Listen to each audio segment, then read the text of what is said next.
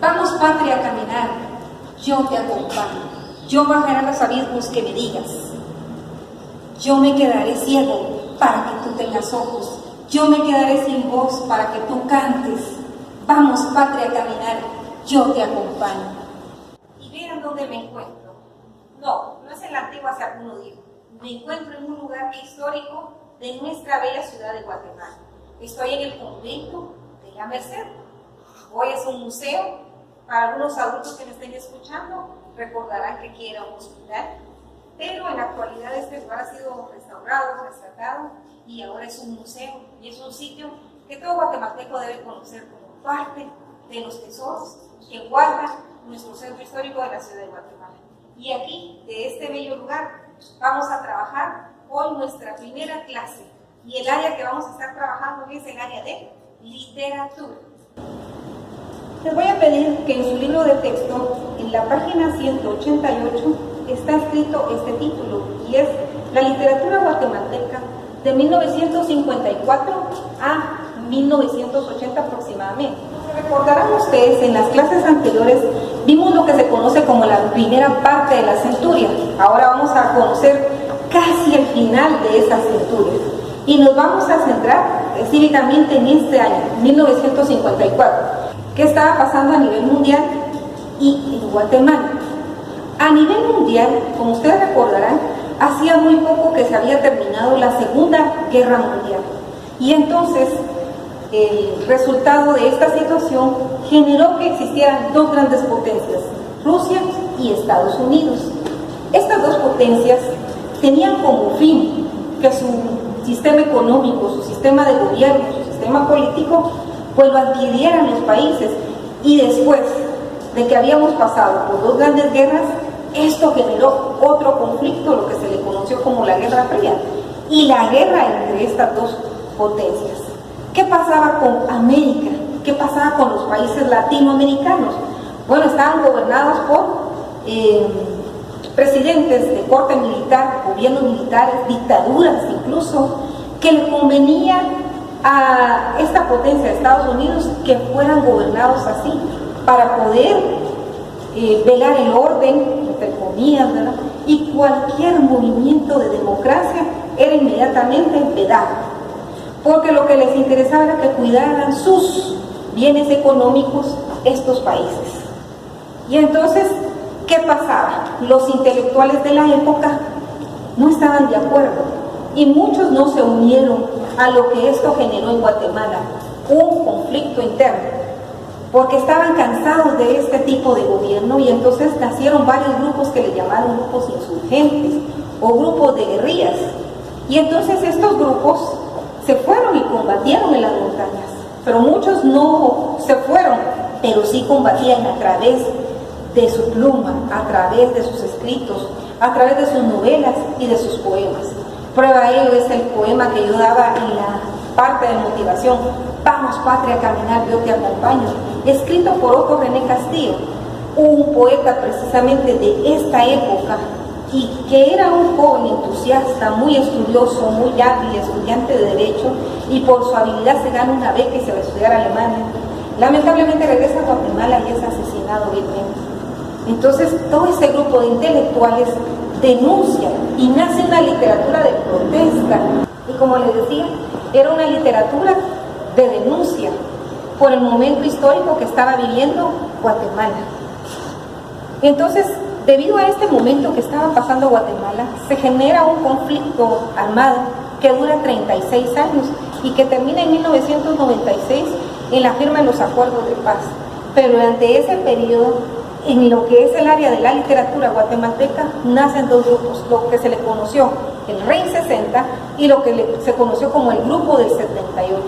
Es un grupo de poetas que escriben precisamente este momento histórico, algunos de ellos asesinados, desaparecidos, otros han muerto por otras razones, y ya muy pocos a esta fecha aún están, pero que son parte de la literatura guatemalteca y pertenecen a este momento histórico de Guatemala, en donde el conflicto estaba muy fuerte, en donde murieron muchas personas y donde ellos denunciaron a través de estos escritos. Les comento, en el grupo que se le conoce como el 60, en este grupo se encuentra nuestro premio Nobel, Miguel Ángel Asturias.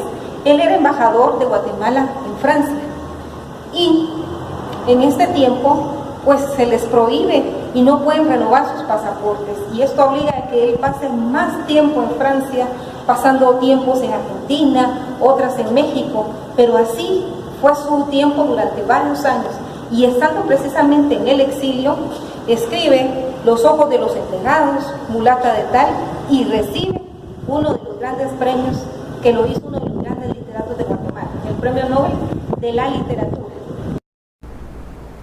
Miguel Ángel Asturias nació un 19 de octubre de 1899 en nuestra querida ciudad de Guatemala y muere un 9 de junio de 1974 en Madrid, España, a los 74 años. Recibe el Premio Nobel de la Literatura y entre sus narrativas tenemos Surrealismo Mágico, escribiendo Leyendas de Guatemala en 1930, El Señor Presidente en 1946, Hombres de Maíz en 1949, Viento Fuerte en 1950, El Papa Verde en 1954, y estando en el exilio escribe Los Ojos de los Enterrados en 1960, El Alajadito y Mulata de Tal en 1961, Viernes de Dolores en 1963. Recibe el Premio Nobel de la Literatura en 1967 y el Premio Lenin de la Paz en 1965. Aunque Asturias nació y se crió en Guatemala, vivió una parte importante de su vida adulta en el extranjero.